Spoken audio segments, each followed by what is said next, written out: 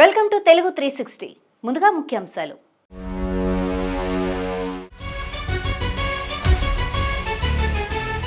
72 గంటలు టైం ఇస్తున్నాం. రేవంత్కు కేటీఆర్ ప్రతి సవాల్.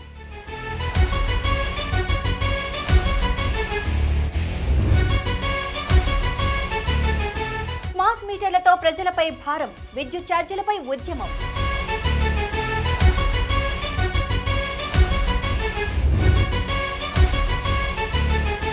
రెవెన్యూ శాఖపై సీఎం సమీక్ష. వారసత్వ భూములకు సెక్షన్ సర్టిఫికేట్.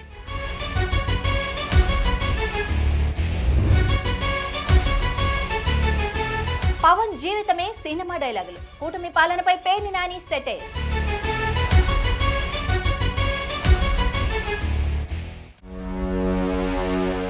ఇక వివరాల్లోకి వెళ్తే, ఏపీ మెడికల్ కౌన్సిల్ రిజిస్ట్రార్ ఉద్దేశపూర్వకంగా తమను ఇబ్బంది పెడుతున్నారని వైద్య విద్యార్థులు ఆందోళన వ్యక్తం చేశారు.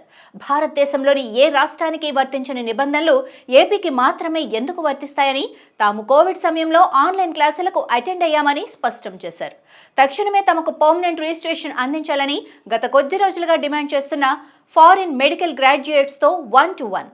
సార్, మేమందరము ఇక్కడ ఏమైందంటే కోవిడ్ రావడం వల్ల నేషనల్ మెడికల్ కౌన్సిల్ వచ్చేసి మా క్రైటీరియాస్ రిలీజ్ చేసింది సార్. ఇది వచ్చేసి ప్రపంచమంతా వచ్చింది, కానీ ఎన్ఎంసీ ఫారిన్ మెడికల్ గ్రాడ్యుయేట్స్కి మాత్రమే రిలీజ్ చేసింది. సరే అని చెప్పి అందరూ 29 స్టేట్స్ ఉంటే మీరు అందరూ స్టాండర్డ్గా ఇవే ఫాలో అవ్వండి అని చెప్పింది. మేము పోయిన ఇయర్ నవంబర్ 2023లో కౌన్సిలింగ్కి అటెండ్ అయినప్పుడు మా గైడ్లైన్స్ ప్రకారం మా డాక్యుమెంట్స్ అన్ని వెరిఫై చేసిన తర్వాత మాకు అలాట్మెంట్స్ అనేవి ఇచ్చారు సార్. ఎన్ఎంసీ రూల్స్ ప్రకారం ఇచ్చారు సార్. దాంట్లో ఐ రమేష్ గారు సైన్ చేశారు, నేను ఒప్పుకుంటున్నాను అన్నట్టు. చేసిన దాంట్లో నాకు 1 year పడింది సార్. ఇక్కడ ఉన్న చాలా మందికి 1 year పడింది సార్. అందులో కొంతమందికి 2 years పడింది సార్. ఈ 1 year పడిన తర్వాత మాది 1 year అయిపోయిన తర్వాత మేము పర్మనెంట్ రిజిస్ట్రేషన్ కోసం ఇక్కడికి వస్తాం సార్. వచ్చిన తర్వాత ఐ రమేష్ గారు వచ్చేసి, లేదు నేను మీకు ఇవ్వను, మీది అన్యాయం అంటున్నారు సార్. మరి మీరే న్యాయం అని ఒప్పుకొని సైన్ పెట్టిన రమేష్ గారు ఇప్పుడు ఎందుకు సార్ అన్యాయం అంటున్నారు? అదే రూల్సే సార్ మేము ఫాలో అవ్వమంటున్నాం, వేరే రూల్సే వద్దు సార్ మాకు. నేషనల్ మెడికల్ కౌన్సిల్ 29 స్టేట్స్కి ఏ రూల్ అయితే ఇచ్చిందో అదే రూల్ ఆంధ్రప్రదేశ్ ఫాలో అవ్వాలి సార్. 28 స్టేట్స్కి ఒక రూల్, మా స్టేట్కి ఒక రూల్ అయితే మేము కూడా ఒప్పుకునేలేదు సార్. ఇప్పుడు మేము ఇక్కడ ఎందుకు కూర్చున్నామంటే మాకు 13 నెలలు అయింది సార్ పర్మనెంట్ రిజిస్ట్రేషన్ ఇవ్వక. మేము 13 నెలల నుంచి తిరుగుతూ ఉన్నా కూడా రమేష్ గారు చెప్పే మాట, మీరు అనర్హులు, నేను అందుకు ఇవ్వను అంటారు. లేకపోతే నేను ఎన్ఎంసీకి వెళ్ళిపోతున్నాను, మీకోసమే వెళ్తున్నానని చెప్పి 13 నెలల నుంచి మేము వెళ్ళిన ప్రతిసారి ఢిల్లీకి వెళ్ళిపోతున్నారు సార్. మరి 13 నెలల నుంచి మీకు సొల్యూషన్ దొరకలేదా? 13 నెలల నుంచి మమ్మల్ని ఎందుకు ఇంత నెగ్లెక్ట్ చేస్తున్నారు? అంటే మావి జీవితాలు కాదా సార్?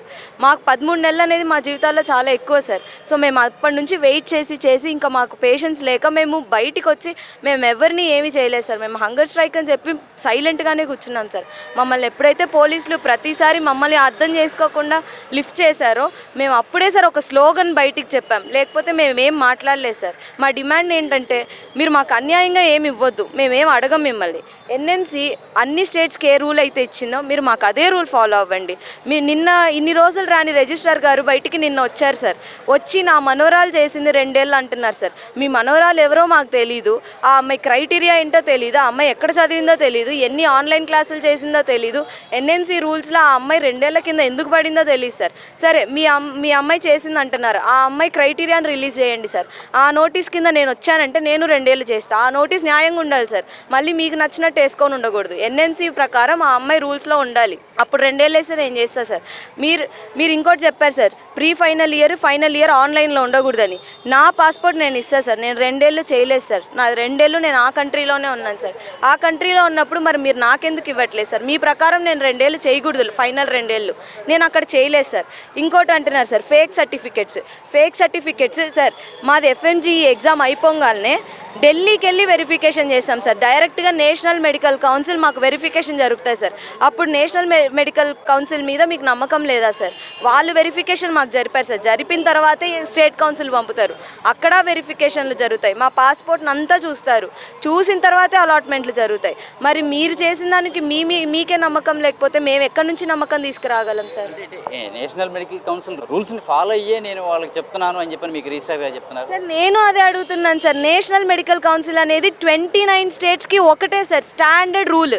ఎందుకు ఏపీకి లేదు? 28 స్టేట్లలో జరగని అన్యాయం మన ఏపీలో జరుగుతుందని మీరెందుకు అనుకుంటున్నారు? అంటే ఇప్పుడు 28 స్టేట్స్ తప్ప లేకపోతే మీరు కరెక్టా? ఏది సార్ ఇప్పుడు కరెక్ట్ అయితే అన్ని స్టేట్స్ చేయాలి, తప్పైతే అన్నీ తప్పనే చెప్పాలి. మీరొక్కటే కరెక్ట్, 28 స్టేట్లు తప్పంటే ఏం సార్ న్యాయం? అప్పుడు అంతమంది తప్పు చేస్తున్నట్ట? మాకు 28, మీరు ఎన్ఎంసీకి అన్నిసార్లు వెళ్ళే బదులు 28 స్టేట్స్ ఉన్నాయి సార్.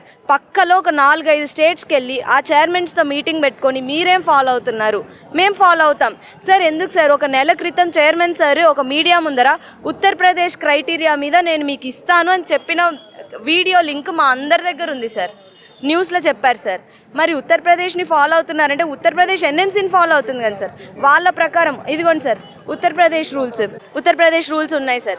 ఆ As per the decision taken in the general body meeting of the council held on 27th May 2025, it has resolved to adopt the guidelines of Uttar Pradesh Medical Council with certain modifications in the format and acceptance criteria of the compensation letter. నిన్న register గారు press meet పెట్టి కూడా లేదు మేము ఎవరిని ఇబ్బంది పెట్టట్లేదు, ఖచ్చితంగా గైడ్ లైన్స్ ఫాలో అవుతున్నాం, వాళ్ళు కొన్ని చెప్పాము వాళ్ళు వినట్లేదు మా మాట అంటున్నారు. సరే, ఆయన చేసిన క్రూయల్టీ, ఆయన చేసిన తప్పులన్నీ నేను ఒకదాని తర్వాత ఒకటి విడదీసి చెప్తాను. ఫస్ట్ జనవరి 6వ తేదీన అందరు స్టూడెంట్స్కి 3 ఏళ్ళు వేసాడు. అది ఎందుకు అని చెప్పి ఫస్ట్ 2 రోజులు స్టూడెంట్స్ అందరూ ఫిలిప్పైన్స్, చైనా, యుక్రెయిన్ వీళ్ళంతా వెళ్ళి అడిగారు, సరే ఎందుకు వేశారు అంటే నా ఇష్టం నేను వేస్తాను, మీరెవరు అడగడానికి, బాండ్ రాయండి, should not be excused, should not demand అని చెప్పి రాశారు. ఎందుకు డిమాండ్ చేయకూడదు సార్? ఎందుకు అడగకూడదు? అంటే మీరు ఏది చెప్తే అది బ్లైండ్గా మేము ఫాలో అయిపోవాలా? రైతుల శ్రేయస్సు కోసం చేపట్టిన పనులపై బహిరంగ చర్చకు రావాలంటూ బీఆర్ఎస్, బీజేపీలకు సీఎం రేవంత్ రెడ్డి విసిరిన సవాల్పై బీఆర్ఎస్ వర్కింగ్ ప్రెసిడెంట్ కేటీఆర్ స్పందించారు. రైతు రాజ్యంపై చర్చకు సిద్ధమని ప్రకటించారు. డేట్, టైం, ప్లేస్ మీరు చెప్తారా, మమ్మల్ని చెప్పమంటారా అంటూ ప్రశ్నించారు. 72 గంటలు టైం ఇస్తున్నామని ప్రిపేర్ అయి రావాలి అంటూ సెటైర్లు వేశారు. అంతేకాకుండా రేవంత్ సవాల్ నుంచి పారిపోకుండా చర్చకు రావాలని కోరారు. రైతులకు ఎవరేం చేసిండ్రు నిజం యావత్ తెలంగాణకు, చిన్నపిల్లల నుంచి మొదలు పెడితే పండు ముసలి వాళ్ళ దాకా అందరికీ తెలుసు. తెలంగాణలో రైతు రాజ్యం ఎవరు తీసుకొచ్చారో, తెలంగాణను ధాన్యం ఉత్పత్తిలో భారతదేశంలోనే పంజాబ్ను, హర్యానాను తలదన్ని నెంబర్ 1 ఎవరు చేసినరో తెలంగాణ ప్రజలకు తెలుసు. వ్యవసాయాన్ని పండుగగా చేసి మరి 10 ఏళ్ల పాటు అద్భుతంగా వ్యవసాయాన్ని ఫార్మర్ ఫస్ట్ అనే నినాదంతో చివరికి జాతీయ పార్టీగా అవతరించిన అబ్ కీ బార్ కిసాన్ సర్కార్ అనే నినాదంతో రైతు కేంద్ర బిందువుగా ప్రభుత్వాన్ని ఎవరు నడిపినో అందరికీ తెలుసు. తెలంగాణలో ఏ పంటను అడిగినా, ఏ పైరుని అడిగినా, ఏ రైతుని అడిగినా, ఆ రైతు పక్కనే ఉండే ఎద్దుని అడిగినా స్పష్టంగా చెప్తుంది వ్యవసాయాన్ని పండుగగా చేసింది ఎవరు అంటే. కాకపోతే జగమెరిగిన సత్యాన్ని అర్థం చేసుకోలేని వాడిని చవట అంటారు, నిజం తెలిసినా కూడా ఒప్పుకోనని రేవంత్ రెడ్డి అంటారు. అట్లా అయిపోయింది వాళ్ళ పరిస్థితి. అన్నీ తెలుసు, తెలియదని కాదు, తెలివి తక్కువ అని కాదు, లేదా అర్థం కాదని కాదు, తెలిసి తెలియనట్టు కనబడేదాన్ని చూస్తూ చూడనట్టు నటించేవాడిని రేవంత్ రెడ్డి అనక తప్పదు. నిజానికి చెప్పాలంటే ఇందులో చర్చించుకోవడానికి కానీ, ఛాలెంజ్లు విసురుకోవడానికి కానీ పెద్దగా ఏం లేదు. కానీ ముఖ్యమంత్రి గారు ముచ్చట పడుతున్నారు, నిన్న రంకెలు వేసినారు. రొటీన్గా ఆయన పాపం సభ పెట్టినాడు అంటే 4 బూతులు, 5 ఛాలెంజ్లు, 6 తొడలుగొట్టే డైలాగులు, 2 గుడ్డలు ఊడదీస్తా అని 2 మళ్ళీ భాషణాలు, వాగ్భూషణాలు.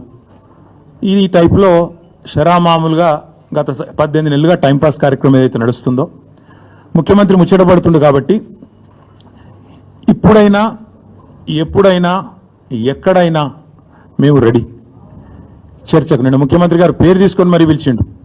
కేసీఆర్ వస్తాడా, కేటీఆర్ వస్తాడా, రాండ్రి అన్నాడు. నీకు కేసీఆర్ అంత లేదు కానీ మేము చాలు నీకు, వస్తాం, మీరు ఎక్కడ పెడతారో పెట్టండి, వస్తాం. కాకపోతే మేమంటే ఎప్పటికప్పుడు రెడీగా ఉంటాం, ఎందుకంటే ఇలా 10 ఏళ్ళు మునిగి తేలిన వాళ్ళం కాబట్టి మేము ఎప్పుడు రెడీ. కాకపోతే మీకు కొద్దిగా ప్రిపరేషన్ టైం కావాలి, మాకు తెలుసు. ఎందుకంటే మీ మంత్రులు గతంలో కూడా మేము శాసనసభలో మీరు ప్రతిపక్షంలో ఉన్నప్పుడు కూడా చర్చ పెడతామంటే మేము ప్రిపేర్ అయ్యి రాలేదండి అంటారు. ముఖ్యమంత్రి గారు అయితే ఆయనకు తెలుసు మీకు పాపం బూతులు తిట్టడమేమో ఈజీ, చాలా ఈజీ కదా. బూతులు మాట్లాడడము, డైలాగులు కొట్టడం, గుడ్డలు ఉడదీస్తా అనడము, గుడ్డలు ఉడదీస్తేనే ఇందిరమ్మ గొప్పతనం తెలుస్తుంది అనడము, ఇవన్నీ చాలా ఈజీ. కానీ ముఖ్యమంత్రి గారికి నేను ఎందుకు 72 గంటలు టైం అంటున్నా అంటే, మళ్ళీ మీరు అక్కడికి చర్చకు వచ్చి బేసిన్లు బెండకాయలు అని చెప్పి ఆయనతో ఉన్న పరువు తీసుకుంటే తెలంగాణ ముఖ్యమంత్రి పరువు పోతుంది. ఇప్పటికే మీరు ఎంత సిగ్గుమాలిన వ్యక్తో ఇప్పటికే అందరికి అర్థమైపోయింది.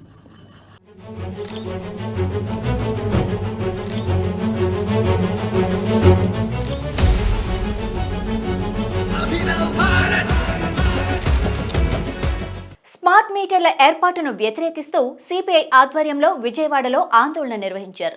గత ప్రభుత్వ హయాంలో స్మార్ట్ మీటర్లను వ్యతిరేకించిన టీడీపీ అధికారంలోకి రాగానే అవే మీటర్లను అమల్లోకి తీసుకురావడం అత్యంత హేయమని సిపిఐ నేతలు మండిపడ్డారు. పేదలపై మరింత భారాన్ని మోపే ప్రయత్నం చేస్తున్నారని ఆగ్రహం వ్యక్తం చేశారు. తక్షణమే స్మార్ట్ మీటర్ల ప్రక్రియ నిలిపివేయాలని డిమాండ్ చేశారు. ఇవాళ రాష్ట్ర వ్యాప్తంగా 26 జిల్లాల్లో కూడా స్మార్ట్ మీటర్ల ఏర్పాటును ఉపసంహరించుకోవాలని, పెంచిన ట్రూ అప్ ఛార్జీలు తగ్గించాలని, అదానితో చేసుకున్న ఒప్పందాన్ని రద్దు చేయాలని, అదేవిధంగా ఇవాళ నెల్లూరు జిల్లా కరేడు గ్రామంలో ఏదైతే రైతులు వ్యతిరేకిస్తున్నారో వారి భూములు ఇండోసోల్ దానికి తీసుకోవద్దని డిమాండ్ చేస్తూ రాష్ట్ర వ్యాప్తంగా అన్ని చోట్ల కూడా నిరసన కార్యక్రమాలు చేపట్టాం. ఇవాళ రాష్ట్ర ముఖ్యమంత్రి చంద్రబాబు నాయుడు గారు స్పందించాలని సిపిఐ తరఫున డిమాండ్ చేస్తా ఉన్నాం. ఎందుకంటే మీరు అధికారం లేనప్పుడు, ప్రతిపక్షంలో ఉన్నప్పుడు చాలా స్పష్టంగా చెప్పారు, ఎట్టి పరిస్థితుల్లో కూడా అధికారం వచ్చిన తర్వాత కరెంట్ ఛార్జీలు పెంచమని చెప్పి, అధికారానికి వచ్చిన తర్వాత భిన్నంగా దాదాపు 15,400 కోట్ల రూపాయల భారాన్ని ప్రజలపైన మోపారు. అదేవిధంగా స్మార్ట్ మీటర్లు ఆనాడు వ్యతిరేకించడమే కాకుండా ఎవరైనా స్మార్ట్ మీటర్లు బిగించడానికి వస్తే దాన్ని పగలగొట్టమని చెప్పారు. ఆనాడు పగలగొట్టమన్నారు, ఈనాడు అధికారానికి వచ్చిన తర్వాత బిగించమంటా ఉన్నారు. అదేవిధంగా అదానితో అగ్రిమెంట్ పైన చాలా స్పష్టంగా మీ పార్టీ వ్యతిరేకించింది వామపక్షాలతో కలిసి. అంతేకాకుండా కోర్టులో కూడా మీరు కూడా కేసు వేశారు తెలుగుదేశం పార్టీ తరఫున. కానీ ఇవాళ అధికారానికి వచ్చి సంవత్సరం గడిచినా సరే అదానితో ఏదైతే అగ్రిమెంట్ చేసుకున్నారో అగ్రిమెంట్ మాత్రం మీరు రద్దు చేయడం లేదు. రాష్ట్ర వ్యాప్తంగా ఉన్నటువంటి విద్యుత్ వినియోగదారుల పైన దాదాపు 1,10,000 కోట్ల రూపాయల అదనపు భారాన్ని మోపుతా ఉన్నారు. 25 ఏళ్ల పాటు విపరీతంగా ఛార్జీలు పెంచుతా ఉన్నారు. దీన్ని ఇవాళ తీవ్రంగా ఖండిస్తా ఉన్నాం. మీరు అధికారానికి వచ్చిన తర్వాత మీరు కూడా గతంలో జగన్మోహన్ రెడ్డి మాదిరి అదానితో కుమ్మక్కవుతా ఉన్నారు. కాబట్టి ఇవాళ ఈ ప్రభుత్వాన్ని డిమాండ్ చేస్తూ ఉన్నాం. మీరు ఇవాళ అదాని పక్షం వహించాలనుకున్నారా, విద్యుత్ వినియోగదారుల తరఫున మాట్లాడాలనుకుంటా ఉన్నారా, స్పష్టము చేయాలని చెప్పి కూడా కోరుతా ఉన్నాం. లాలూచిబడి ఇవాళ ప్రజలపైన భారాలు మోపడానికి పూనుకుంటే మాత్రం మరోమారు రాష్ట్ర వ్యాప్తంగా విద్యుత్ పోరాటం తీవ్రంగా ఉంటుంది. కలిసి వచ్చే వాళ్ళందరం కూడా కలుపుకుంటాం, ఈ ప్రభుత్వాన్ని నిలదీస్తాం, దిగి వచ్చే వరకు కూడా మా పోరాటాన్ని కొనసాగిస్తామని ప్రభుత్వాన్ని సిపిఐ తరఫున హెచ్చరిస్తా ఉన్నాం. ప్రతిపక్షంలో ఉండగా ఒక మాట, అధికారంలోకి వచ్చిన తర్వాత ఒక వైఖరి అనుసరించేటటువంటి విధానం సరైనటువంటిది కాదు అని చెప్పి చంద్రబాబు నాయుడు గారికి, వారి కూటమి నాయకత్వానికి ఈ సందర్భంగా విజ్ఞప్తి చేస్తా ఉన్నాం. గత ఎన్నికల ముందు లోకేష్ గారు మాట్లాడుతూ ఈ రోజు ఉన్నటువంటి స్మార్ట్ మీటర్లు పెట్టద్దు, ఎక్కడైనా పెడితే దాన్ని పగలగొట్టమని చెప్పి సాక్షాత్తు లోకేష్ చెప్పాడు. ఈ రోజు అధికారంలోకి వచ్చి సంవత్సరం అవుతుంది. ఈ సంవత్సర కాలంలో 15,485 కోట్ల రూపాయల ప్రజలపైన భారాలు మోపేటటువంటి దానికి ఈ కూటమి ప్రభుత్వం పూనుకున్నటువంటి విధానం సరైనటువంటిది కాదు. ఈ స్మార్ట్ మీటర్లు అనేటటువంటిది బిగిస్తే ప్రతి ఇంటికి 12,000 నుంచి 18,000 రూపాయల వరకు భారం పడేటటువంటి పరిస్థితి. ఆ భారం కూడా 50,000 కోట్ల రూపాయలు ప్రజల మీద పడేటటువంటి పరిస్థితి ఉన్నది. ఈ పరిస్థితుల్లో ప్రభుత్వాన్ని ఈ సందర్భంగా ప్రశ్నిస్తా ఉన్నాం. గతంలో మీరు ఇచ్చినటువంటి వాగ్దానాలపైన అమలు చేసేటటువంటి దానికోసం పూనుకుంటారా, లేకపోతే నరేంద్ర మోడీ యొక్క మెప్పు పొందేటటువంటి దానికోసం అదానితో చేసుకున్నటువంటి ఒప్పందాల్ని, గత ప్రభుత్వం చేసుకున్నటువంటి దాన్ని మీరు కూడా కొనసాగిస్తారా అనేటటువంటిది తేల్చుకోవాల్సినటువంటి అవసరం ఉందని చెప్పి ఈ కూటమి ప్రభుత్వాన్ని విజ్ఞప్తి చేస్తా ఉన్నాం. వారసత్వ భూములకు సెక్షన్ సర్టిఫికేట్ ఇవ్వాలని ఆంధ్రప్రదేశ్ ముఖ్యమంత్రి చంద్రబాబు నిర్ణయించారు. రెవెన్యూ శాఖలపై సీఎం సమీక్ష సందర్భంగా ఈ నిర్ణయం తీసుకున్నారని మంత్రి అనగాని సత్యప్రసాద్ తెలిపారు. 10 లక్షల వరకు విలువైన వారసత్వ భూములకు సచివాలయంలో 100 రూపాయలు చెల్లించి సెక్షన్ సర్టిఫికెట్లు పొందే వెసులుబాటు కల్పిస్తున్నట్లు చెప్పారు. 10 లక్షలు దాటిన భూములకు 1000 చెల్లించి సర్టిఫికెట్ తీసుకోవాలన్నారు. అందరికీ నమస్కారం.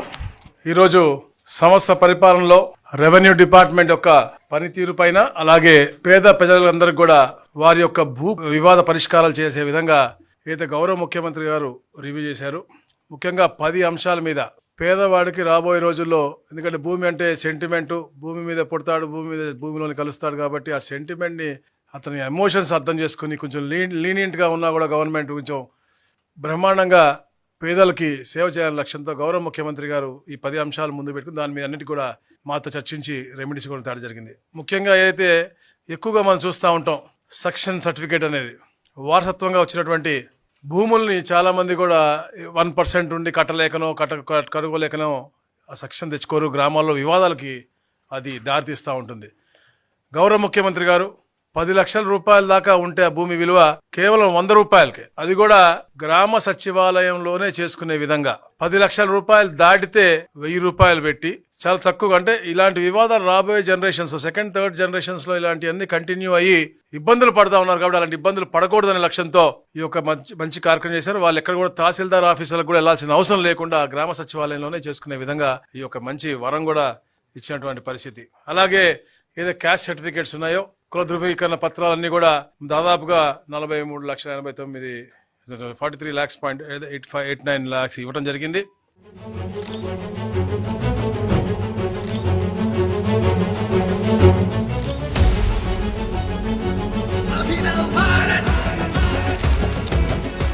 చంద్రబాబు పాలనలో వ్యవస్థలు నిర్వీర్యమయ్యాయని మాజీ మంత్రి పేర్ని నాని ఆరోపించారు. ఏపీలో పోలీస్ వ్యవస్థ ఎక్కడుందని ప్రశ్నించారు. బాబురావు మీద దాడి చేసిన వారంతా టీడీపీలోనే ఉన్నారని, టీడీపీ నేతల దోపిడీని అడ్డుకోవటమే నాగమల్లేశ్వరరావు చేసిన నేరమా? ఏపీలో ఇన్ని దారుణాలు జరుగుతున్నా పవన్ ఎందుకు ప్రశ్నించడం లేదు? పవన్ కళ్యాణ్ జీవితమే సినిమా డైలాగులు, ఏ వేదిక మీదైనా సినిమా డైలాగులు చెప్పకుండా ఉన్నారా అని సెటైరికల్ కామెంట్స్ చేశారు. చాలా తర్వాత షూటింగ్ జరిగింది కదా, గడ్డం ఫిల్ము, జుట్టుకు రంగు, మొన్న ఎప్పుడో ఆ షూటింగ్ బట్టలతో వచ్చేసినట్టున్నా టక్కు ఎక్కువ చేసిన అయిపోయింది, వాళ్ళ మార్చుకుని వచ్చినట్టున్నారు. ఆయన మాట్లాడతారు, ఏం మాట్లాడతారు ఆయన? నన్ను రెచ్చగొట్టబాకండి, సినిమా డైలాగ్ చెప్పబాకండి. రోజు మన జీవితమే సినిమా డైలాగ్. సినిమాల్లో చెప్తే పర్లా, అక్కడేమో టేకుల మీద టేకులు తింటాం, ఇక్కడ మాత్రం గబగబా చదివేస్తాం సినిమా డైలాగ్. మీరు పార్టీ పెట్టిన దగ్గర నుంచి 2014లో పార్టీ పెట్టిన దగ్గర నుంచి ఈ రోజు దాకా కొన్ని రాజకీయ వేదికల మీద మీరు మాట్లాడే ప్రతి మాట సినిమా డైలాగ్ కాకుండా వాస్తవానికి దగ్గరగా ఒక్క మాట అంటే ఒక్క మాట, ప్రజల జీవితాలకు దగ్గరగా ఒక్క మాట అంటే మాట మాట్లాడారా మీరు? ఈయనంటే ఉద్యోగం చేసుకుంటాడట, కరెక్ట్గా చెప్పాడు. ఆయన ఉద్యోగం ఏంటి? సినిమా నటుడు, నటించుకున్నాడు, మనకే తెలియలే. లేదా చంద్రబాబు నాయుడు గారికి అనుకూలంగా పనిచేసేటువంటి ఒక రాజకీయ ప్రముఖుడు. పార్టీ పెట్టింది దాని కదా. అప్పుడు నేనేమో రాజకీయాల్లో ఎక్కడైనా పార్టీ పెట్టేది ప్రజలను ఉద్ధరించడానికి, అంతిమ లక్ష్యం ప్రభుత్వాన్ని ఏర్పాటు చేసి ప్రజల మన్ననలను పొంది ప్రజల హృదయాలను గెలిచి ప్రభుత్వాన్ని ఏర్పాటు చేసి తద్వారా విస్తృతమైనటువంటి ప్రజా సంక్షేమాన్ని, ప్రజాసేవని, రాష్ట్రాభివృద్ధిని 10 తరాలు గుర్తుండేట్టుగా ప్రతి ప్రభుత్వం నాకంటూ ఒక మైలురాయి ఉండాలి అని చెప్పని కాంక్షతో, ఆకాంక్షతో, సంకల్పంతో పనిచేయడానికి రాజకీయ పార్టీలు పెడతారు. విజయవాడలో గత కొద్ది రోజులుగా ఆందోళన చేస్తున్న ఫారిన్ మెడికల్ గ్రాడ్యుయేట్స్ కి సిపిఎం, సిపిఐ, వైఎస్ఆర్ కాంగ్రెస్ పార్టీల నేతలు తమ మద్దతు తెలియజేశారు. విదేశాల్లో వైద్య విద్యను అభ్యసించిన విద్యార్థుల పట్ల ఇంతటి వివక్ష తగదని విమర్శించారు. విద్యార్థుల సమస్యని ముఖ్యమంత్రి చంద్రబాబు దృష్టికి తీసుకెళ్తామని చెప్పారు. అయినప్పటికీ ప్రభుత్వం స్పందించకుంటే ఆందోళనలు చేపడతామని హెచ్చరించారు. ఫారిన్లో వైద్య విద్య అభ్యసించినటువంటి వైద్య విద్యార్థులందరూ కూడా వాళ్ళకి పర్మనెంట్ రిజిస్ట్రేషన్ సంబంధించి సర్టిఫికేట్ ఇవ్వాలి అని యూనివర్సిటీలో యాజిటేషన్ చేశారు, మంత్రి ఉన్నప్పుడు చెప్పారు. అలాగే ఇప్పుడు ధర్నా చౌక్లో అంటే ఈ గత 3-4 రోజులుగా జరుగుతున్నటువంటి పరిణామాలని మనం చూస్తే డాక్టర్లన్నా, వైద్య విద్య అన్నా ఈ ప్రభుత్వానికి కానీ ఎవరికి కూడా లెక్క ఉన్నట్టుగా కనపడలేదు. దానికి ఉదాహరణే ఈ వైద్య విద్యార్థుల్ని మొన్న ఏ రకంగా పోలీసులతో బలవంతంగా లాక్కుని వెళ్ళి ఎత్తుకు వెళ్ళి తీసుకొచ్చారో, బయటికి తీసుకొచ్చి పడేశారో మనకు తెలుసు. మా ప్రధానమైనటువంటి డిమాండ్ ఏంటంటే ముందు రిజిస్ట్రార్ని బర్తరఫ్ చేయాలి. రిజిస్ట్రార్ని అక్కడి నుంచి తొలగిస్తే తప్ప ఈ సమస్యకి పరిష్కారం దొరకదు. చైర్మన్ రూల్ ప్రకారం జరిగినటువంటి మీటింగ్లో మొత్తం అన్నీ కూడా ఏ రకంగా చేయొచ్చు అని చెప్పి సమగ్రంగా ఒక ఆర్డర్ తీసుకున్న తర్వాత దాన్ని ఇంప్లిమెంట్ చేయాల్సినటువంటి బాధ్యత రిజిస్ట్రార్ మీద ఉంది. వైద్య విద్యార్థుల పట్ల సానుకూలంగా స్పందించాలి అని చెప్పిన ఆలోచన లేకపోవడం మూలంగా దాదాపుగా 1300 మంది వరకు కూడా రాష్ట్రంలో ఉన్నటువంటి వారందరూ కూడా ఇబ్బంది పడుతూ ఉన్నారు. పక్క రాష్ట్రాల్లో లేనటువంటి రూల్స్ ఆంధ్రప్రదేశ్లో ఎందుకు అని చెప్పని మేము అడుగుతూ ఉన్నాం. విద్యని అభ్యసించి ఇక్కడికి వచ్చి ఇంటర్న్షిప్ చేసేటువంటి వాళ్ళ పట్ల ఆంధ్రప్రదేశ్ మెడికల్ కౌన్సిల్ చాలా దుర్మార్గంగా వ్యవహరిస్తున్నది. కేసు టు కేసు అన్ని పరిశీలించినప్పుడు ఒకదానికోటి సంబంధం లేకుండా వివక్షతాపూర్వకమైనటువంటి వైఖరిని ఆంధ్రప్రదేశ్ గవర్నమెంట్కి ఉన్నటువంటి మెడికల్ కౌన్సిల్ ఊరందరిది ఒక దారి అయితే ఉలిపిగడ్డ దారి అన్నట్టుగా పక్కనే ఉన్న కర్ణాటక, తమిళనాడు, తెలంగాణ వీళ్ళందరూ ఈ స్టూడెంట్స్కి 1 year ఇంటర్న్షిప్ అవడంతో వాళ్ళని సర్టిఫికేట్ ఇచ్చి పర్మనెంట్ సర్టిఫికేట్ రిజిస్ట్రేషన్ చేసి వాళ్ళని వైద్యులుగా అంగీకరిస్తుంటే ఎంతో కష్టపడి చదువుకొచ్చినటువంటి వాళ్ళకి ఇక్కడ ఇవ్వటానికి ఏమిటి ఈ దుర్మార్గమైనటువంటి వైఖరి, వివక్షతాపూర్వకమైనటువంటి వైఖరి. మన రాష్ట్ర ప్రభుత్వం ప్రత్యేకించి ముఖ్యమంత్రి, వైద్య ఆరోగ్య శాఖ మంత్రి జోక్యం చేసుకొని వీళ్ళందరికీ వెంటనే న్యాయం చేయాలి. ఆల్రెడీ 1 year పూర్తి చేసిన వాళ్ళు ఇప్పుడు మరలా ఇంకో 2 ఏళ్ళు చేయండి అనటంలో అర్థం లేదు. వాళ్ళు ఇచ్చిన ఆర్డరే. కొందరు 1 సంవత్సరం, కొందరు 2 సంవత్సరాలు, కొందరు 3 సంవత్సరాలు వాళ్ళు వీళ్ళని కావాలని ఇబ్బంది పెడుతున్నట్టుగా కనిపిస్తున్నది. ఈ రకంగా ఇబ్బంది పెట్టడం డాక్టర్లని సమంజసం కాదు. వాళ్ళు ఒక ప్రొఫెషనల్ స్టూడెంట్స్, మేధావులు. ఈరోజు మనకు డాక్టర్ల కొరత రాష్ట్రంలో చాలా ఉంది ఇప్పటికి కూడా. ఇవి ఇప్పటివరకున్న అప్డేట్స్. మరిన్ని అప్డేట్స్ కోసం చూస్తూనే ఉండండి అభినవ్ భారత్.